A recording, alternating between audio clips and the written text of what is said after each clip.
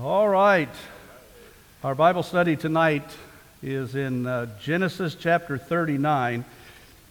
I find it very interesting that in our present Sunday school studies, we are looking at the life of Daniel.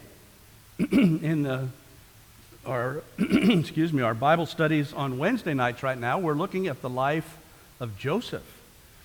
These two men are some of the greatest examples in all of the scriptures of people who have character. They are just perfect examples, beautiful examples of what a person with a Christ-like spirit has. Do you know that neither in Joseph's life nor in Daniel's life do we really find anything that they are ever criticized for? They just have such impeccable character. And so we're going to rejoin our visit here in Genesis 39 as we look at the story of Joseph in chapter 39 and over into chapter 40. I'm going to kind of combine a couple of our lessons, since last week there was as I recall, some white stuff that was falling, some sleet and ice, and we ended up with snow that was predicted. So that was wise for us to be cautious. All right. In Genesis 39, of course, we're going to be finding the story that continues from when Bob Sharp spoke to us 2 weeks ago about the injustice that Joseph experienced, the betrayal when his brothers sold him into slavery. I'd like to give you a principle, and maybe this is something that applies in your life. Maybe you've seen this work out in your own life, or maybe one day you will. But I find a theme in a number of these very important characters of the Scriptures that I find to be just extremely fascinating and extremely encouraging. Because so many of these Bible characters are given early on in their life the projection that they are going to end up doing something important, only to find that those thoughts, those dreams, those aspirations end up being dashed. And it doesn't appear like they could ever fulfill those things. Now, before we get into tonight's story with Joseph, what was it in Joseph's life that had early on in his life given him an impression from God that one day he would be in a significant role, even over his family? Okay, his two dreams. And we're not going to spend a lot of time on that, but I just want to remind you that in these two dreams that Joseph had as a young man, in one situation, he said to his brothers, had this dream, and we were out in the field. We were all bundling up our sheaves of wheat or grain, and all of your sheaves bowed down and paid obeisance to my sheaf. Well, the brothers already were mad at this kid because he was Dad's pet, had the best coat, and so they were really upset. And he was just relating this vision that he had had from God. Short time later, he had a second dream. And in this dream, he shared it even with his dad, Jacob. He said, I had this dream. There was a sun and the moon and 11 stars, and all of them bowed down and paid homage to me. And for all of them, the interpretation of the dream, they didn't need God to interpret it. It made sense to them. Oh yeah?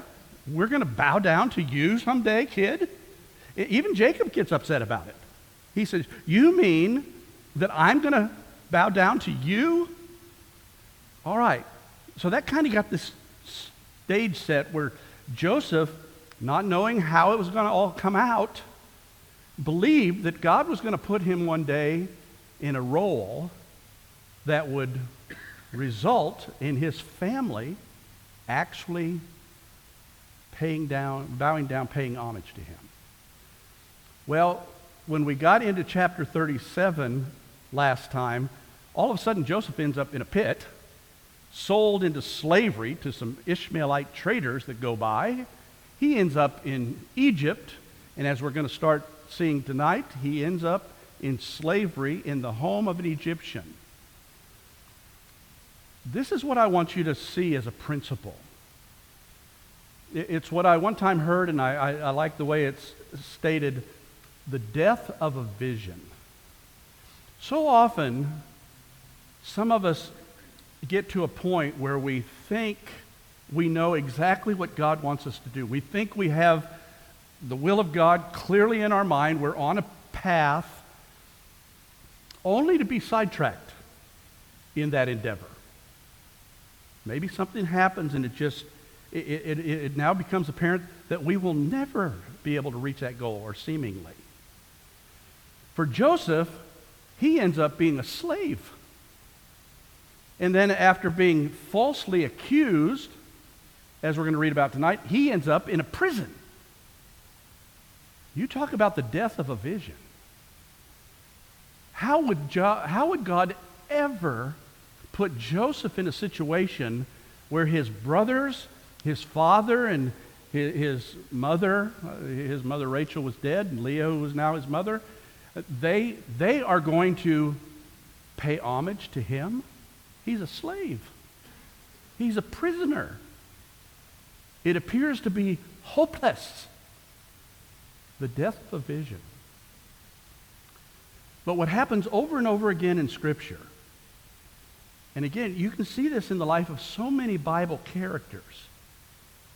David, in 1 Samuel 16, Samuel comes to David, the least of the sons of Jesse, and when he realizes he's the one, he leans over and he whispers in his ear, "You will be the next king," and pours oil on his head and anoints him as the next king. So David knows that's the plan, that's the prophecy, that's what God has foretold. Only a little while later to find himself running from Saul, fearing for his very life.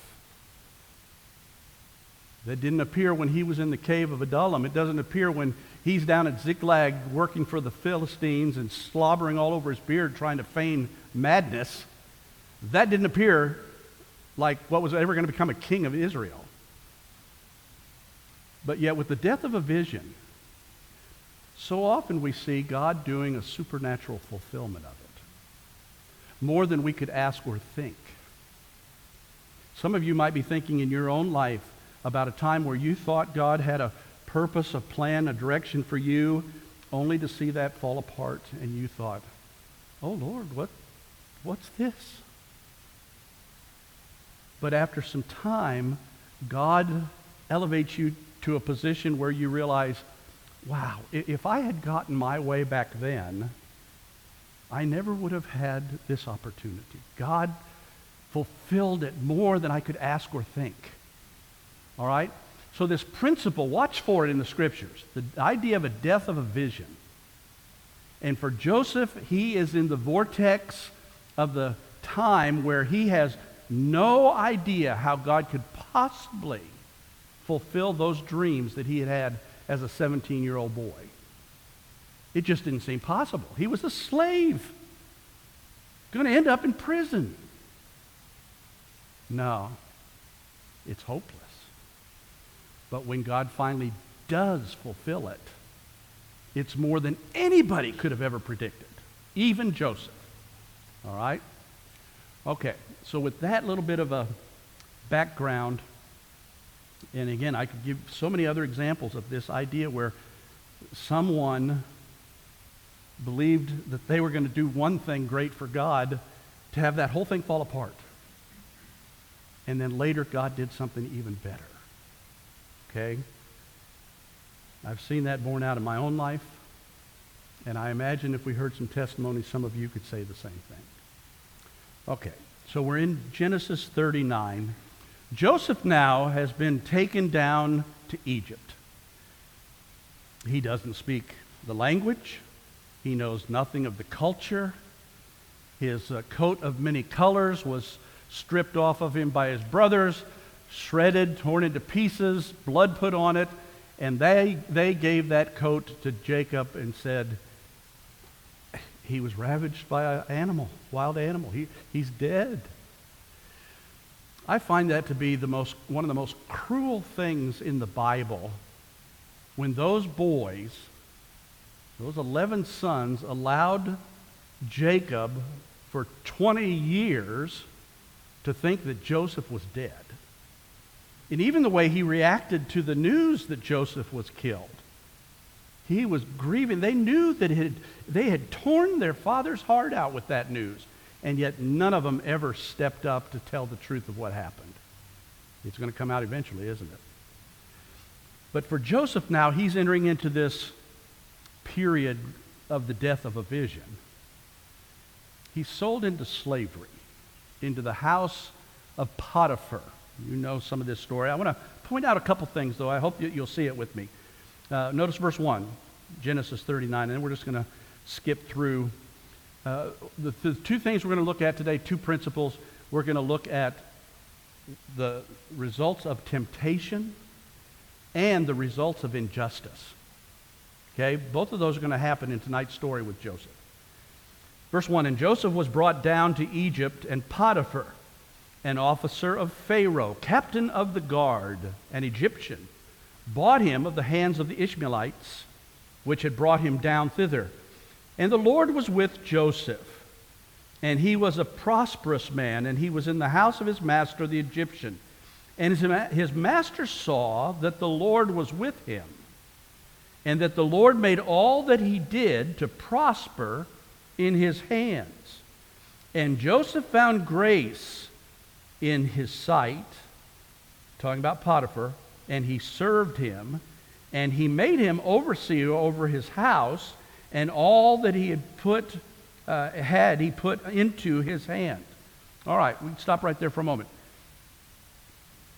So you get the picture that because God, even in the slave position, God prospers Joseph. He blesses Joseph.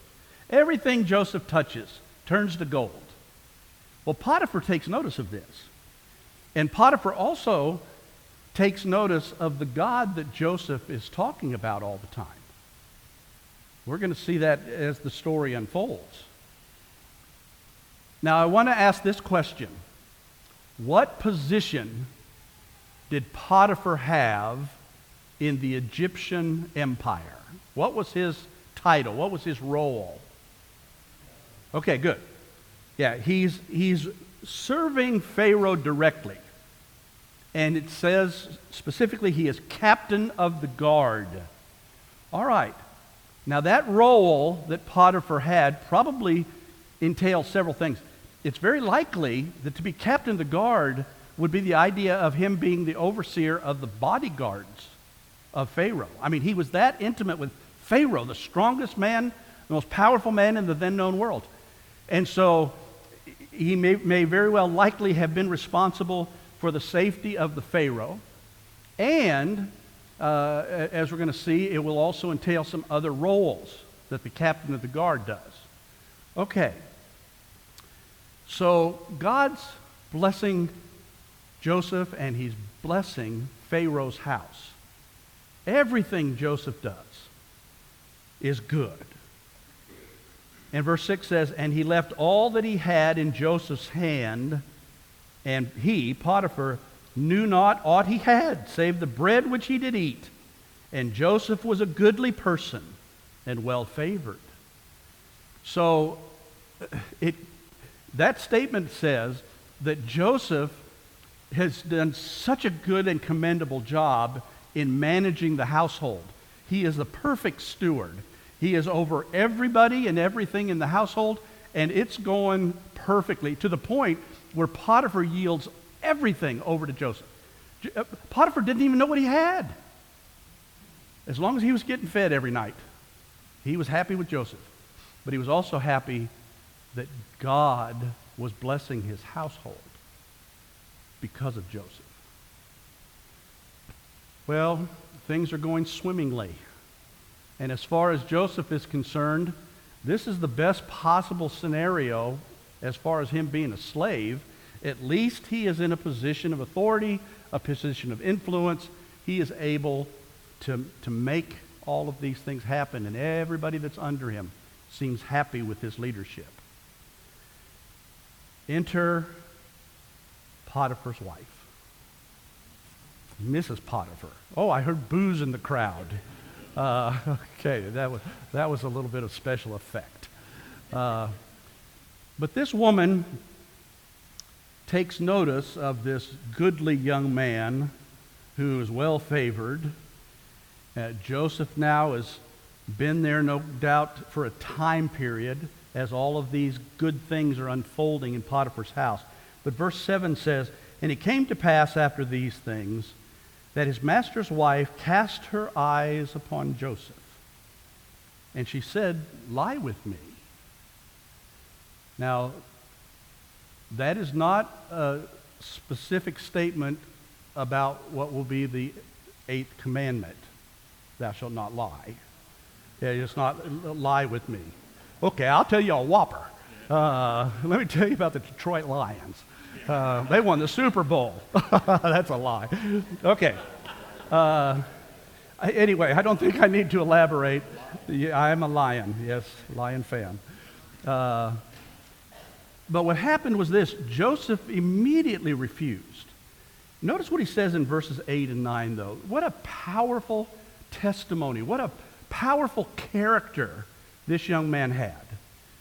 He refused and said unto his master's wife, "Behold, my master wotteth not, or knoweth not what is with me in the house, and he hath committed all that he hath to my hand. There is none greater in this house than I, neither hath he kept back anything from me but thee, because thou art his wife. How then can I do this great wickedness and sin against God?" Right? What a character. Now you think with me for a moment. Here is a young man who has been uprooted from his family, probably anticipates never seeing them again. He has learned the language of the Egyptians, the culture of the Egyptians, but he's a slave. And he has this temptation come his direction.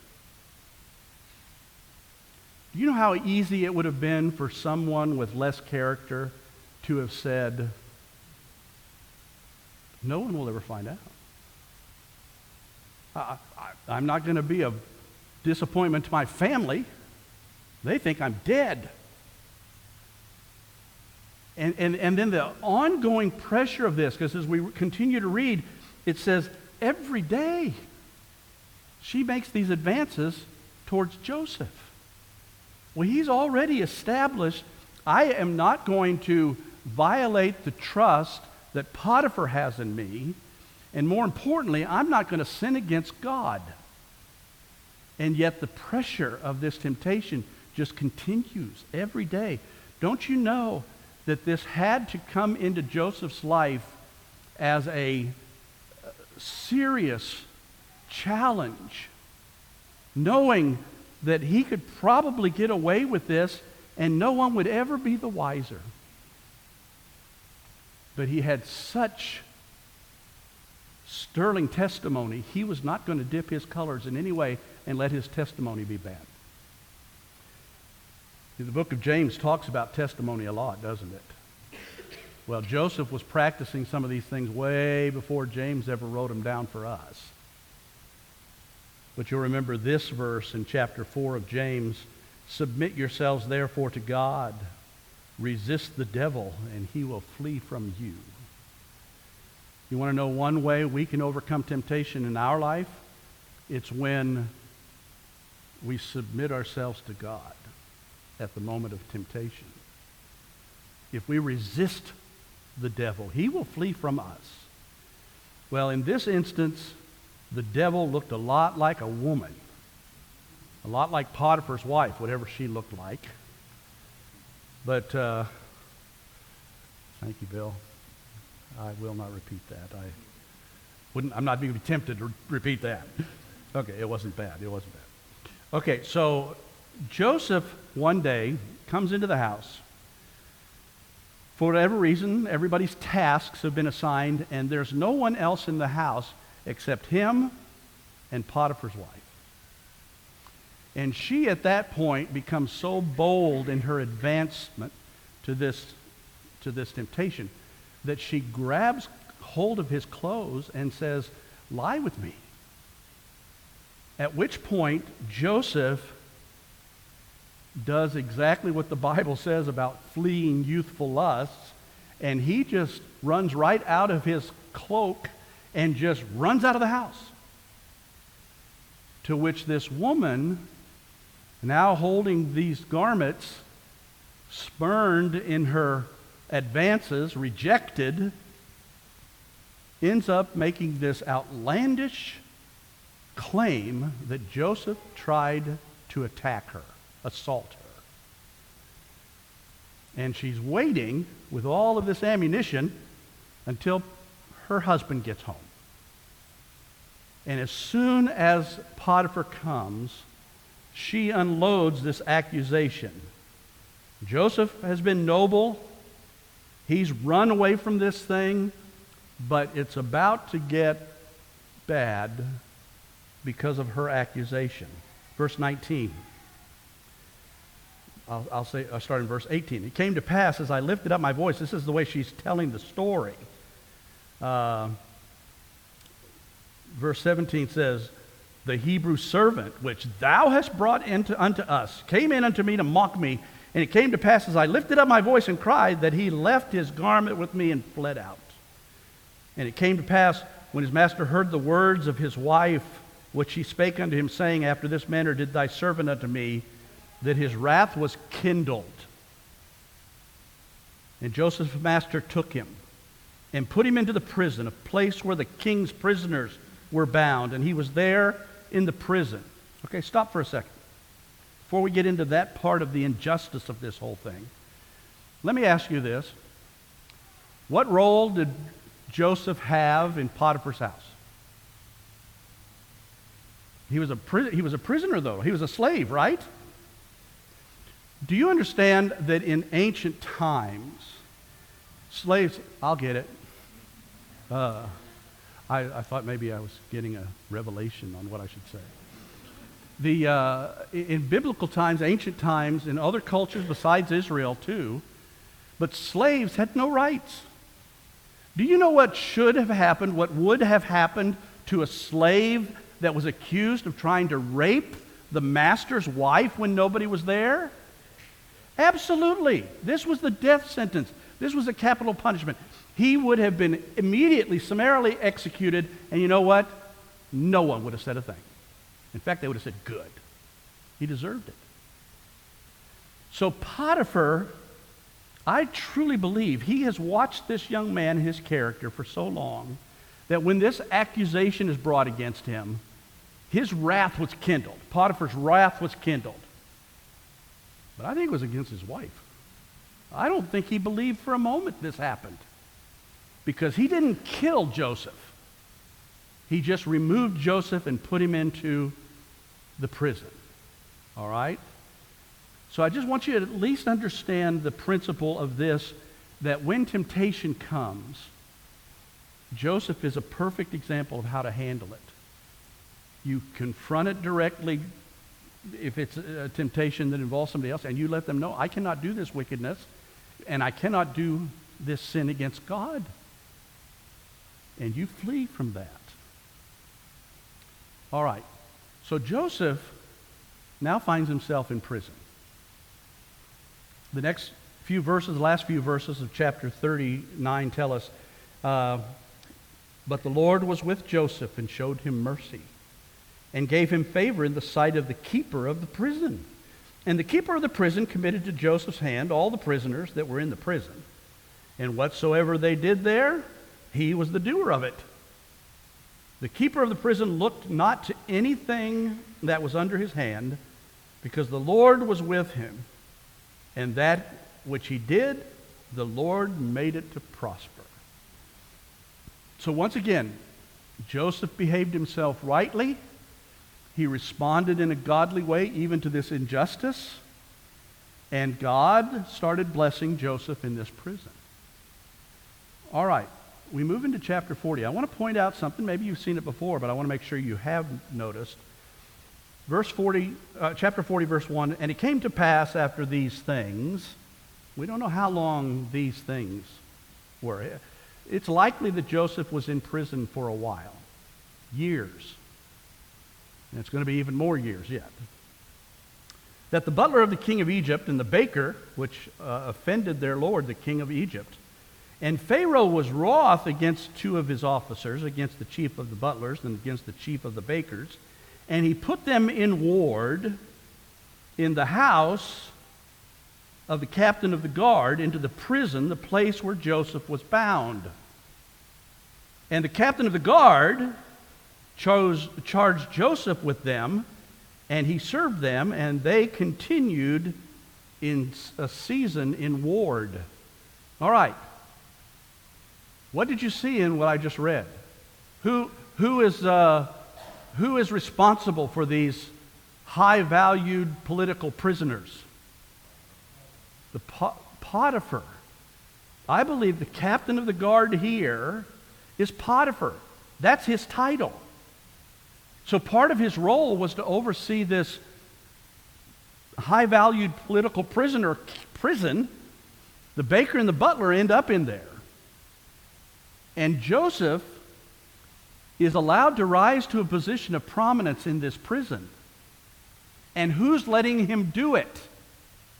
Potiphar. This speaks to the issue to me that Potiphar never believed in the first place that Joseph had done what he'd been accused of.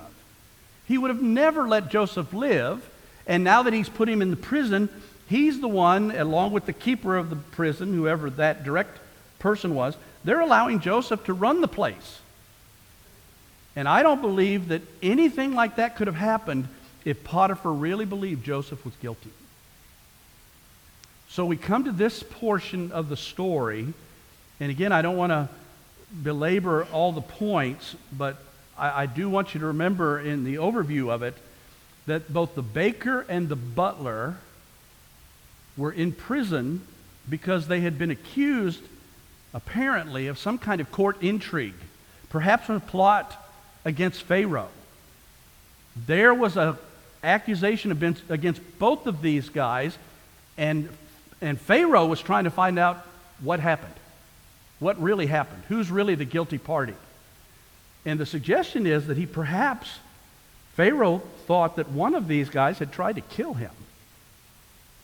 Now, the chief butler also had the responsibility of cupbearer. All right, that's it in this chapter. He's personally responsible for protecting the Pharaoh from the food that's delivered to him. A cupbearer would make sure that everything that was prepared and given to the Pharaoh was good and that it wasn't poisoned. Well, wouldn't that be a great job? Here, Bill, I'm under the impression there's strychnine on this. Would you taste it for me? And I'll watch and see if you blowed up before I eat it. Okay. That'd be fun, just watching you blowed up. Okay. In any event, both of these guys have a dream. And the dream is puzzling to them. They don't know what it means. Well, Joseph said, well, tell me the dream. I can tell by your countenance. Something's wrong. Tell me the dream. And they said, well, can you interpret dreams? He said, no, but my God can. And so both of them tell the dreams, right? And Joseph, through God's power, says this is going to happen. The chief butler is going to be restored in 3 days to his position as the cupbearer to Pharaoh. And the chief baker is going, well, what's going to happen to me? Well, in 3 days, they're going to take you out of this prison. Really? And they're going to hang you. You're going to die. So God revealed to Joseph who was the guilty party and who was the innocent party. And it happened exactly the way Joseph said. Keep in mind the death of a vision. Joseph still is in a prison. How could he ever fulfill what he thought God wanted him to do? He was a slave, accused falsely. Now the injustice of it, he's in prison. But we see the humanity of Joseph loud and clear in this. Because ultimately, exactly the way he had interpreted these dreams, it comes to fruition. The dreams are fulfilled. And the chief butler is restored to his position. Notice verse 20. And it came to pass the third day, which was Pharaoh's birthday, that he made a feast unto all his servants, and he lifted up the head of the chief butler and the chief baker among his servants, and he restored the chief butler unto his butlership, and he gave the cup unto Pharaoh's hand. But he hanged the chief baker, as Joseph had interpreted to them.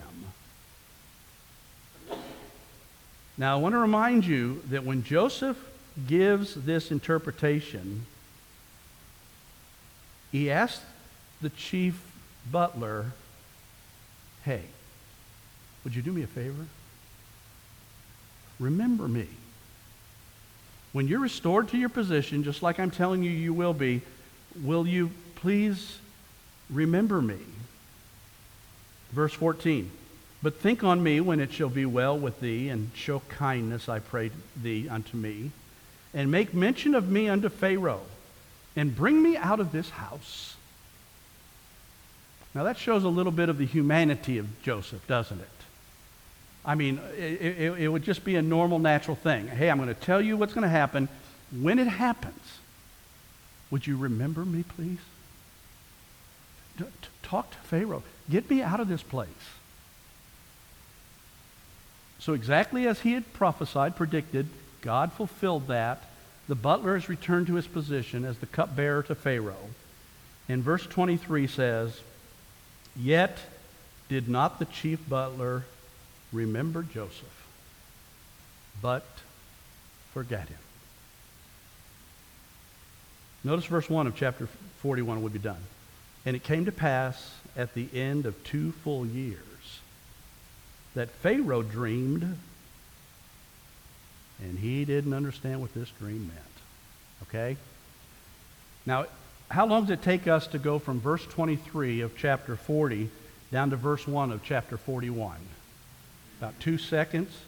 Takes us about, the white space between those two verses takes about 2 seconds. But for Joseph, it was 2 full years.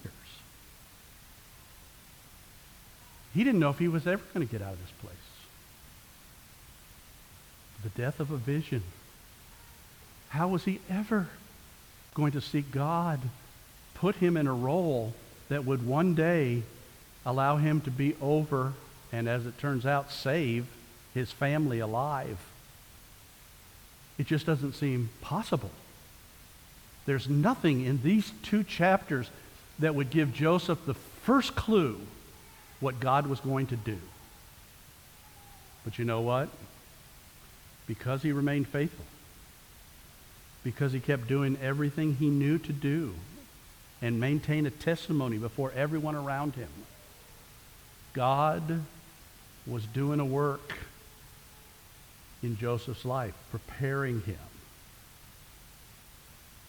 Again, so many of these other people, David, when Saul is trying to kill him at every turn, on 2 different occasions, Saul picks up a javelin and throws it at David. He dodges it, right? I think when Saul did that and David dodged those things, I think he yelled out, air, spear, air, spear. Okay, probably not. But again, in those moments, there was nothing that made David think he would one day become the king, even though it had been predicted. For Joseph, there's no way these things are going to be fulfilled, not while I'm in prison, but in God's time. There's a supernatural fulfillment of these things. It's not the way we might have dreamed or thought it would turn out, but God knew all along. Our responsibility is to wait upon the Lord and to do exactly what we know to do that is right. And in due season, God will promote us, promote you in his timing. All right? So, anyway, what a great character study of how to handle temptation, but also how to handle things when it appears to be unjust. Continue to look at the Lord. Let the Lord prosper you. Do everything right. And when it's time, he will elevate you in his time. All right? God bless you. Thank you for your kind attention. Bill, come.